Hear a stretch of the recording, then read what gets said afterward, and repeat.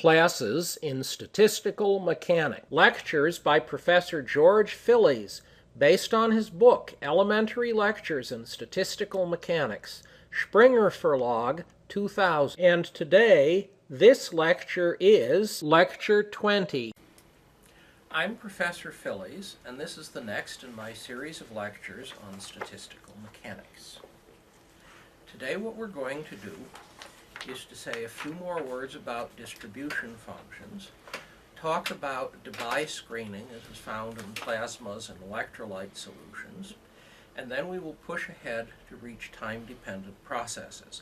Unfortunately, the passage of the calendar also says we are rapidly advancing on the end of the course and only have a few more lectures. We'll do what we can. So in the last lecture, we discussed charging processes, and we ended up with a formula for the chemical potential, and that was formula 20.15 on page 278. Unfortunately, formula 20.15 demands the radial distribution function for an arbitrary value of lambda. You can't measure that because you can't actually turn on and off the potential of a single atom. So what you have to do is calculate it. And the calculational process is discussed in section 20.3. And what is done to derive this, since we're going to have to cut this particular piece short, is to say, well, we have something G2 of R and lambda. And what Kirkwood said is, let's compute d lambda of this. And once we have computed d lambda of this, we can take dg d lambda over g, integrate with respect to lambda, and that gives us the natural logarithm of g of r lambda, in terms of a bunch of objects. And the bunch of objects, well, can perhaps be written back in terms of things we know. And Kirkwood actually sort of manages to do this. The problem he runs into is that the two-particle distribution function ends up being written in terms of the three-particle distribution. If you iterate, the three-particle distribution function demands a knowledge of the four-particle distribution function, and you observe that this goes in the wrong direction. And what was done by Kirkwood was equation 20.23, the Kirkwood superposition approximation. Equation 20.23 says the radial distribution functions are multiplicative, so that the three-particle function is the product of the three two-particle functions. Well, that's not exactly right.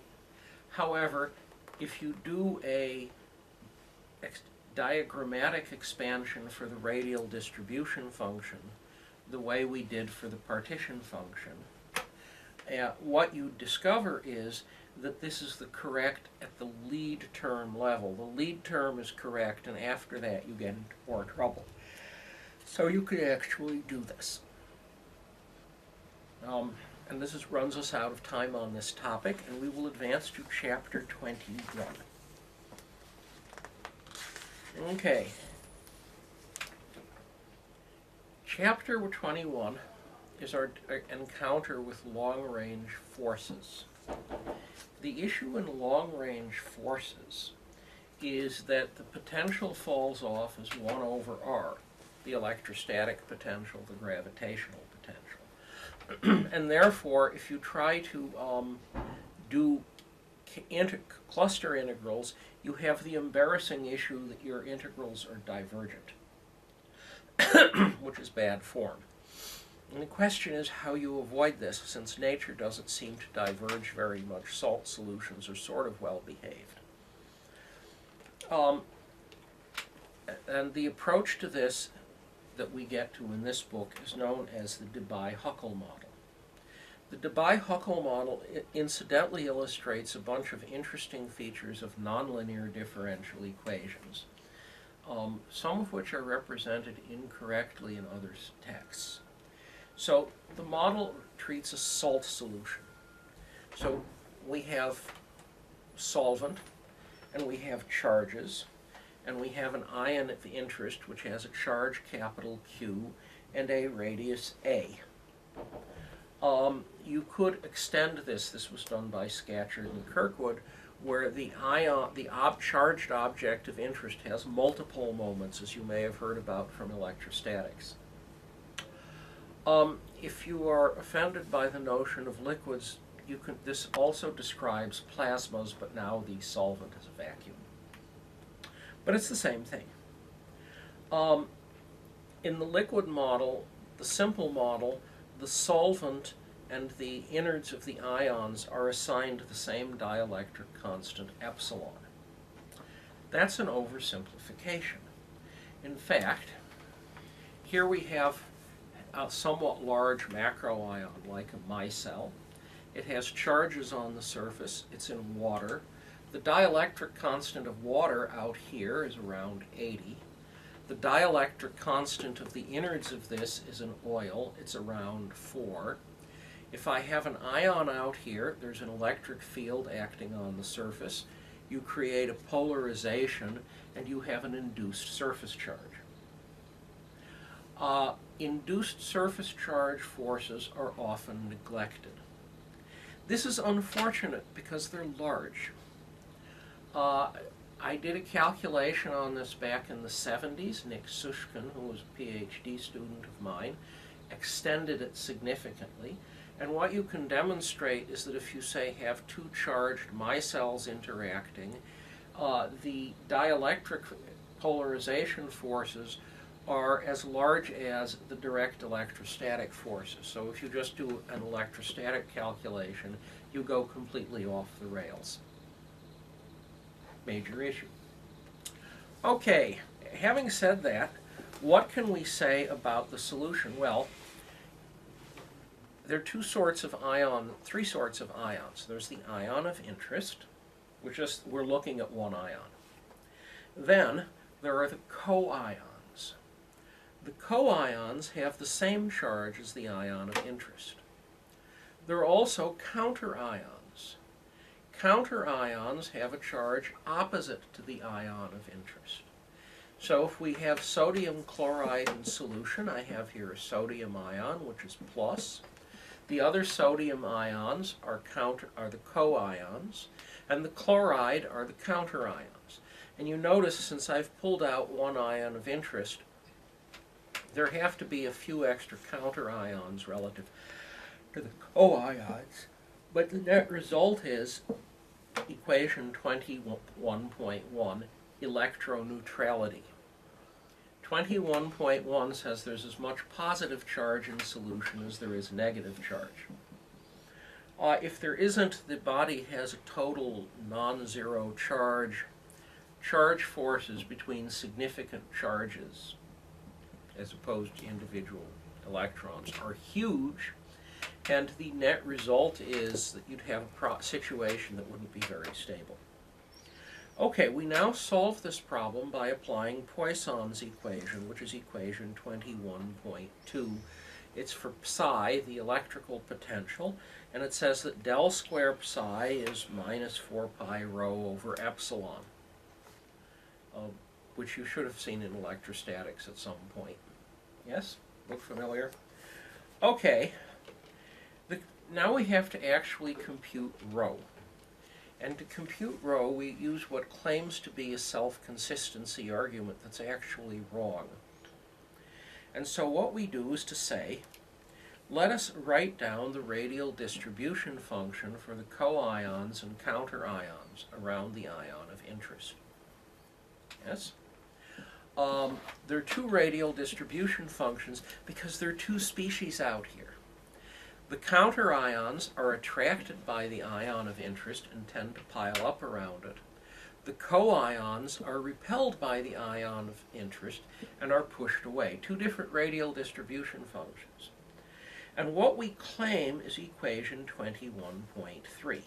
So we can write g of r, the radial distribution function, as e to the minus beta times the potential energy of one of those ions that is a distance out, at r out.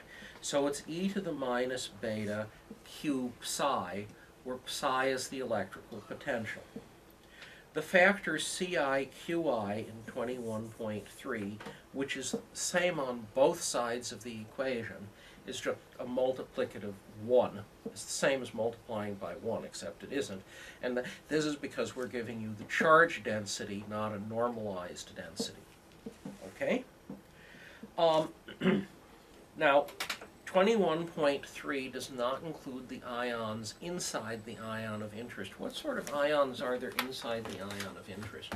Well, here is the ion of interest. And if it's a sodium ion, there are electron clouds, which are pretty spherical. And down at the middle, there's an extra proton. On the other hand, if this is a protein, there are surface charges because some organic groups in water ionize and release a proton, a hydrogen ion, into water. And other groups on the surface see this hydrogen ion and bind it. And so there's this constellation on the surface of negative and positive charges. And as a result, your protein has multiple moments. A simpler case is an amino acid, the basic constituent of proteins. Each amino acid has a central carbon, a hydrogen on one side, a side chain, which in some cases is also charged on the other, and then it has an amine group, which is going to be charged plus, and a carboxylic acid group, which is charged minus, and those are the charges close to neutral pH. If I add enough acid to solution, if I head towards pH 1, I can drive a proton down onto the carboxylic acid group, and then only the plus charge is left. Ditto if I go to very basic solution like pH 12 or 14. The ion falls off, the proton falls off the amine group. The amine group is neutral, and now the thing has a charge of -1. Well, an amino acid is then a dipole, and it's not a spherical dipole either because it has this side chain group that tells you which amino acid it is. Atomic plasmas are much simpler. They're just atoms. Okay, so we now have a formula for the charge density for each of the species, and we can now take equation 21.3 and plug it into 21.2, and we end up with 21.4, the so-called nonlinear Poisson-Boltzmann equation. So there's a del square psi on the left, and on the right there's an exponential which includes psi. So you notice that is a nonlinear equation as opposed to typical electrostatics. Del square psi equals bunch of numbers is a linear equation in psi. And this is for the region outside the surface of the ion. Now equation 21.4 or 21.3 looks almost like the definition of the radial distribution function. G is e to the minus beta w, where w is the potential of average force. I'm afraid I have to emphasize that almost like they're actually extremely different. 21.5 is the potential of average force. 21.3 is the average potential. So the relationship between the two is that in 21.5 you have an average of e to the minus beta potential energy. And in 21.5 you have e to the minus average of the potential energy. These are very different because there are fluctuations. And the average of e to the minus beta v is perturbed by the fluctuations where v is not equal to v average.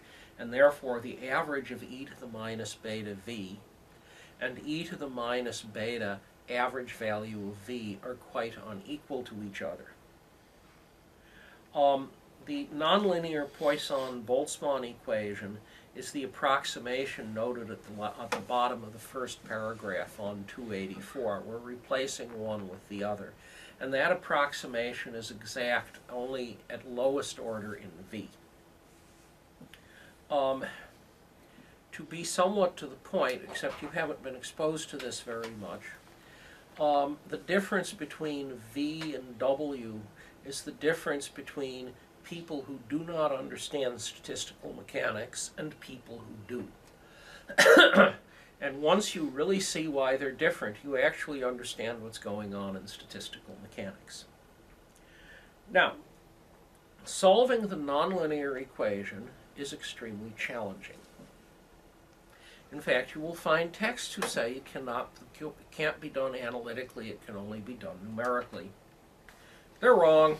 The analytic solution was published when I was in grade school in the 1950s. You may have heard that there was 1950s, like there were 1990s. Well, it really happened, and that's when it was solved. It's a series solution, but it is a solution. It's complete. All functions in the end are series. And with modern computers, the fact that even if you think the series converges slowly, it doesn't matter. The interesting feature of the nonlinear series solutions is that they don't give you much better results if you're trying to calculate properties of electrolyte solutions. We'll come back to why that's true in a few moments. How do we solve this equation? Suppose we're the first people to do it. Well, one answer is to say we'll linearize the thing. That is, we'll replace e to the minus x with 1 minus x. Yes? And we have to do this separately for each species in solution. And so, if we just have two species in solution, equation 21.4, the sum on I goes from 1 to 2 because there are two types of ions. And there's a C times Q. And for each species, there's a 1 minus beta Q psi. Yes? But if you look carefully at that, there's an amusing feature. Look at the first terms in each series expansion. They're the concentration times the charge on an ion times 1. Yes? And that's being added up for all of the ions. That's the same as equation 21.1. Yes? But equation 21.1 has the nice feature that it's equal to 0. And therefore, the lead terms on the exponentials, if we say the exponential is 1 minus x, the 1's all cancel out because of electro neutrality. This is absolutely critical to having screening. If you had a system that did not have electro neutrality, this step would have total fail. You would not get screening. In fact, nature has provided us with a potential that has exactly this property. It's called gravity. Gravity, things fall. Gravitation is not screened on any distance scale. It is not screened because, except on Star Trek movies, there are no materials with negative gravitational mass. There are only materials with positive gravitational mass, and therefore gravity is not screened. Having noted the cancellation, you end up with equation 21.6. And 21.6 that says that del square psi is equal to a bunch of constants times psi itself. So we now have a second-order linear differential equation for psi, for the region outside the ion of interest. Okay, 21.7 and 21.8 are two definitions. 21.7 defines kappa, the inverse Debye screening length. 1 over kappa is the screening length. 21.8 is a combination of the charge on each ion and the concentration of each ion, and it defines something called the ionic strength. If you were biochem or majors, you would not immediately, because you had been listening to ionic strength for an extremely long time. You see, all biopolymers are charged. If you dissolve them in water and have no salt around, their electrostatic interactions become sort of long range. Actually, there's a little salt around. You can't quite avoid it because water autoionizes. And therefore, because the interactions are long range, you get bizarre behaviors which go away if you add salt. This is why the interior of living things has a significant salt concentration. It eliminates electrolyte effects that happen if there was no salt. Okay, so there's the linearized Poisson-Boltzmann equation outside the ion. That's 21.6. What about inside the ion? After all, the charges that are creating the potential are inside the ion. We have a discontinuity at the surface. We're going to have to match boundary conditions. And the answer is that inside the ion, del square psi is 4 pi rho over epsilon. And G, we've heard that one before. It's simply the Poisson equation inside. At the surface, there's some continuity equations. The potential at the surface has to be continuous across the surface. And the first derivative radial outwards of the potential has to be continuous across the surface up to those epsilons. That's the statement the electric field is continuous at the surface. Does this sound familiar? Mm-hmm. So you're going to match boundary conditions. Well, inside the ion of interest, you just have fixed charges in a dielectric, and the potential satisfying the equation is 21.12, which you may recognize since it's straight out of Jackson. Mm-hmm. Yes? Or some other electrostatics books. If you just had a point charge at the middle, the YLM would become Y00, which is just a constant. All of the terms in A and B would vanish except the 1 over R and the R to the 0, the constant. Okay? In the external region, you need a solution to equation 21.6, and that is equation 21.13. 21.13 differs from 21.12 because it has these extra objects. It has in the numerator a factor e to the minus kappa r. It also has this factor k sub L of kappa r, which is a polynomial in kappa r. In fact, I tell you what it is. It's equation 21.15. It's a polynomial in kappa r that stops with kappa r to the L power. Oh, why kappa r? If you're going to have something that's a function of distance, you'd still like it to be dimensionless. So e to the minus kappa r is e to the dimensionless constant. Kappa has units 1 over length, r has units length. The combination is dimensionless. Yes?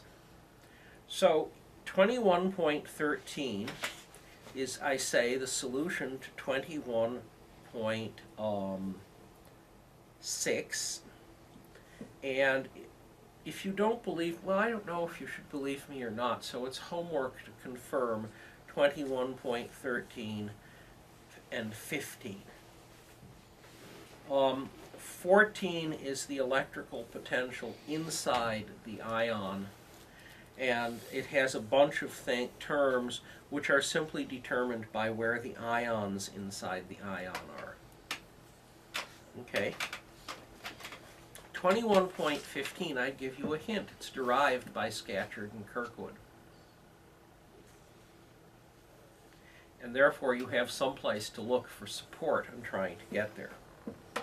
I should warn you that Kirkwood was a brilliant man. He was occasionally a little fond of elaborate notation. This is why we do not discuss the Kirkwood theory of ions, which replaces Debye-Huckel. It's more accurate, because his notation is completely impenetrable. At least my prejudice, at least at the level I can teach this course. You can follow it yourself if you want to, but if I tried to teach it, you would be unhappy. Okay, so what do the mobile ions do? Well, they take the potential outside, which ought to be 1 over r in a vacuum, one ion in a vacuum, and they multiply it by an exponential, e to the minus kappa r, so the potential falls off exponentially with distance. Well, there's a little bit more than that, which is screening. It's the exponential fall off is screening. Furthermore, they give you this polynomial capital K. And capital K is a polynomial in R, 1 plus KR or whatever. And the significance of that is that if you actually expand 21.13, you have a K sub L in the numerator and an R to the L plus 1 in the denominator. Yes. And the combination of those, the lead term in distance, is 1 over r to the first. Because while r to the L plus 1 falls off very fast if L is large, K sub L has a lead r to the L, and they cancel against each other. And so at large distances, all of the multiple moments are screened as e to the minus kappa r over r to the first. Okay. Now we come very briefly to the question of why we don't try to make progress by replacing the linearized Poisson-Boltzmann solution with the nonlinear solution to the Boltzmann-Poisson equation. After all, we could do that. It's in the literature as an analytic series. All you have to do is look it up. It was in J.Phys. Chem in the early 50s. And therefore, it has been solved. There is nothing else you need to do except lead students through the solution. Why don't we do that? The reason we don't do that is as follows. The Debye-Huckel form is a correct calculation for ionic solutions. It's linearized. It's not correct beyond the linearization, but up to the fact it's a linearized equation, it's correct, and it's the correct solution. It is also the correct solution of the nonlinear Poisson-Boltzmann equation.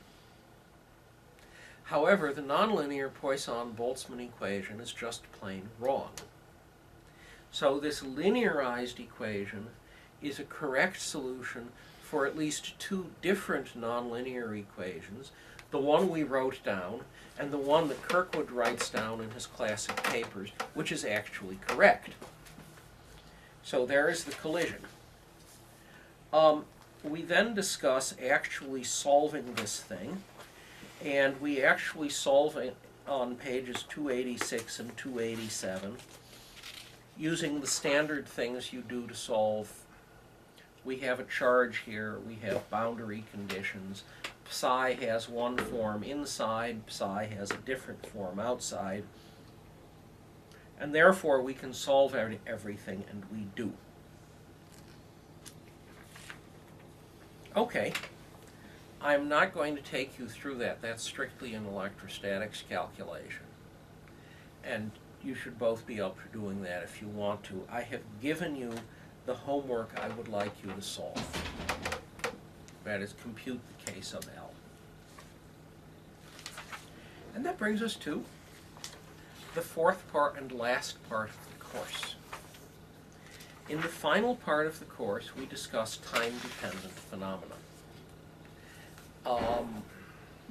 It could be made much larger. Time-dependent phenomena are very complicated. There are all sorts of odd things that happen. However, we had to stop someplace. I did this in 2000, and we did stop someplace. So the first thing we're going to do is to do a little recap of what we did in the book to explain what is about to happen. And the recap is to think about the book. The first piece of the book, we introduced computing partition functions. And from the partition function, which is the normalizing part of the ensemble average, you can compute thermodynamic free energies, and therefore you can compute all manner of thermodynamic quantities. We did a calculation of the partition function. We did bunches of those calculations for separable systems in which the energy of the system was the sum of the energy of single atoms, no complications. We discussed a few things like solids where the atoms are interacting, but I can find a new set of coordinates. And then a new set of coordinates, the solid looks like a set of uncoupled harmonic oscillators. And therefore, by being clever, I can turn this coupled system into a bunch of uncoupled systems having the same number of pseudo-atoms or atoms. Yes? Okay. Well, that's partition functions. The next thing we did, not in as much detail really, is to discuss liquids, static properties of liquids. And to discuss static properties of liquids, I introduced distribution functions. In particular, the radial distribution function, the two-particle distribution function. And that actually lets us discuss properties of liquids. Of course, you either have to measure or calculate the G of R, but once you've done that, you have determined the properties of the liquid. The static properties of the liquid. And now we reach time dependence. And to discuss time dependence, we need to introduce another concept. And the other concept is the correlation function. Now, it will become obvious in a bit that distribution functions are in fact an example of correlation functions, but if you're just talking about distribution functions, saying, look, correlation function, it's just a more ornate way of writing the notation. There's nothing new there. For time dependence, correlation functions are new. Pardon me.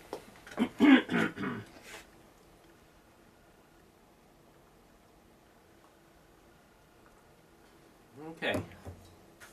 The correlation function is the most important single thing introduced by modern statistical mechanics.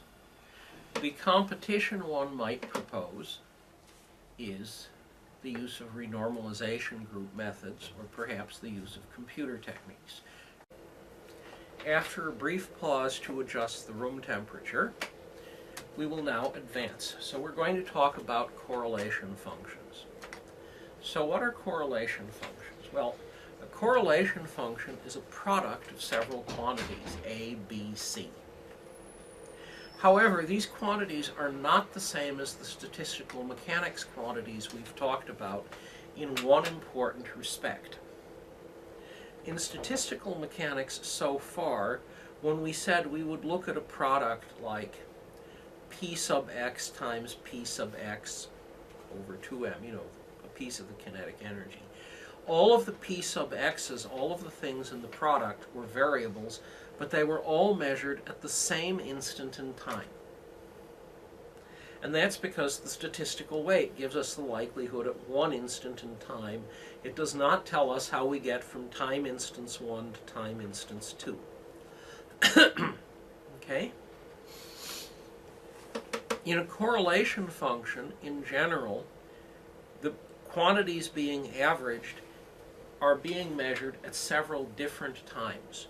Well, the time difference could be 0, special case, a static correlation function. But for the most part, you are looking at measure variable A at one time, variable B at a later time, and the simplest thing you can do is ask what A of time 0 time multiplied by B at times t is. That's a correlation function. You can do something more complicated. You could set up a transition matrix. That is, here are the values of A at time 0. Here are the values of B at time t. and there is a transition matrix which tells us the likelihood of seeing B given that we've seen A. Transition matrices give you more information about the system in some cases than correlation functions do. They're also very old. They were introduced by Westgren in the Swedish Academy Scientific magazine back before World War I. Time correlation functions, we don't get into this incidentally, were actually introduced by Einstein. There is an isolated paper by Einstein where he talks about what is quite recognizably a time correlation function and shows how it can be used for particular purposes in statistical mechanics. However, that paper is not at all well known. It's much less well known than his other papers. Okay, so we'll actually start with static correlation functions because static correlation functions are a bit easier to explain. Then we'll get to time-dependent correlation functions. The complication there is we have to ask what we mean when we say that the ensemble evolves in time. After all, we're looking at an equilibrium system. It's unchanging. Nonetheless, we say in some sense the ensemble evolves in time, and so there are time-dependent phenomena. We'll also show that equilibrium quantities, such as the entropy, are constants of the motion. The entropy is a constant of the motion in the canonical ensemble. It does not change as time goes on because you're always in equilibrium. Okay, so what are we going to talk about? Well, we're also going to talk about transport coefficients with time-dependent effects. Those are fundamentally not like the things we've talked about before. The things we've talked about before you can pull out of a partition function or ensemble average in a straightforward way. Things like a diffusion coefficient are much more complicated to extract. So what is a correlation function? We have a series of quantities A, B, C, and the correlation function is their product, A times B times C. There is a notation, it's A times B times C, and we put on the two sides of the thing we're multiplying a pair of angled brackets. In LaTeX notation, that's L angle and R angle, not greater than or less than, which are quite different symbols. If we have the same variable twice, which we can do, that is A times A, we're looking at the autocorrelation function. If we are looking at two different variables, it's the cross-correlation function. Okay, the definition did not specify which ensemble you're using, and sometimes this is interesting to ask. Oh, I said we were going to look at the product. If A and B are scalars, the product is well defined. If A and B are vectors or tensors, life is much more interesting because if I tell you I have a vector A and a vector B, and I'm multiplying them together, that's three different choices of multiplication. There's the scalar product, the dot product, that gives me a number out. There's the vector product, the cross product, that gives me a vector out. And then there is the tensor or outer product, which turns 2 3 vectors into a 3 by 3 matrix. The 3 by 3 matrix has 9 components, but because of the way it's constructed, it's symmetric, and therefore it only has 6 independent components, the same as the number of components in the 2 vectors that were used to create it.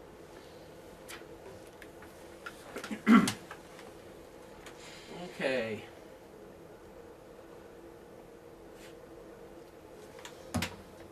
So we will start out, and you remember we introduced the radial distribution function. The radial distribution function is the likelihood of finding an atom at A and an atom at B. Therefore, the distribution function is equation 22.1, the product of rho at RA and rho at RB. And that product is given by the radial distribution function, and the way it's normalized, it's the constants. So rho is the density of atoms at part A. Gee, how do we calculate that? And the answer is we're going to introduce a density operator. You could sort of ask, does the density operator actually have any new information in it? And the answer is, well, not really. The density operator is equation 22.2. And it says the density operator is a sum of delta functions, one for each atom in the system. The functions are 0 unless you're at the location of one of the atoms. And then for each atom at that point, since the atoms haven't been forced to be overlapping, you integrate over that function over that region, and you get 1 as the count of atoms at that point. So it's not the same as the density, but it's an operator with the same effect. And if we introduce the density operator, well, we introduced a delta function, and delta functions have properties which I list as equations 22.3 to 22.6. The integral in one dimension over a delta function is almost always 0 or 1. The one exception to that is if you only integrate over half of the delta function. If you have an integral of x from a to b, and it's delta of x minus a, the delta function triggers when you hit the boundary, but it only half triggers, and therefore it's only worth a half. How do you just think of a delta function mathematically? Well, you could be a good mathematician and think of it, unclean, unclean, we need not go any further. Another way of thinking of it is the delta function is a Gaussian. And we now take our Gaussian, which is not a delta function, and we take the limit that we make the Gaussian very narrow, and therefore, since we keep it normalized, it becomes very tall. And in the limit, it has no width and infinite height. Well, we don't get quite to that limit necessarily, but that's what a delta function is. Okay, well, we call it the density operator, and equation 22.7 proves this. Namely, if you integral equation 22.7 gives you the density of particles at the point capital R. Given that the particles have a potential energy, how can you check this to see that this funny equation is true? Well, suppose the potential energy were the gravitational potential mgh. If the potential is mgh, and you put that in for each of the atoms and do this, you'll discover that rho equals rho naught e to the minus beta mgh, which is the barometer equation. The density of air falls off exponentially with height, and there is a 50% fall off every 15,000 feet or so. And thus, if you have the brilliant idea of parachuting off the top of Mount Everest, as has been done, you should realize that your parachute will only generate a quarter of the drag that it does at room level, at sea level, and you may have some interesting results. If you are the genius who is about to do a free parachute drop out of a balloon at 120,000 feet in a heavily armored object that does look like a spacesuit, because it basically is, you will realize that at some point in your drop, the expectation is you're going to go supersonic. And then you'll slow down, and then you'll start spilling drogue chutes, and eventually you will land safely. You hope. There are all sorts of interesting people out there, aren't there? Okay. If if we actually calculate the density operator and we have interacting particles but a homogeneous system, we would have equation 22.8. And equation 22.8, which you should work through carefully. You do the integrals, and upstairs there is a delta function of which triggers when any of the particles is at R1. And therefore, over the whole system, it will trigger n times because each of them can be at R1. But the delta function cancels an integral, so downstairs there's an uncancelled integral of v, and everything else is the same. And therefore, those two very large integrals in the middle of 22.8 are the same as each other and cancel, and you've just proven that the average density is n over v, in case you didn't know this already. However, we've shown that statistical mechanics gets the right result. Hey, if it got the wrong result, you should be worried. Then we do the two-particle correlation function. That's equation 22.9. And if you do the integrals over the delta functions, you've now got a product of two of them. You end up with equation 22.10, which is, in fact, the radial distribution function, except that you pick up these capital N to the first terms. Why do you get an extra capital N terms? Because the double integral in 22.9 includes the terms J equal L. That is, in 22.9 there's a double sum, and you have just calculated, included the probability of finding particle 3 here and finding it here at the same time. You should realize that real particles don't do this very well. However, what happens is the error introduced here is of order 1 over n relative to the lead term, and is therefore treated as being negligible. Can we do anything else with density correlation functions? Yes, we can evaluate them using symmetry. That's section 22.3, and we will get to section 22.3 next time.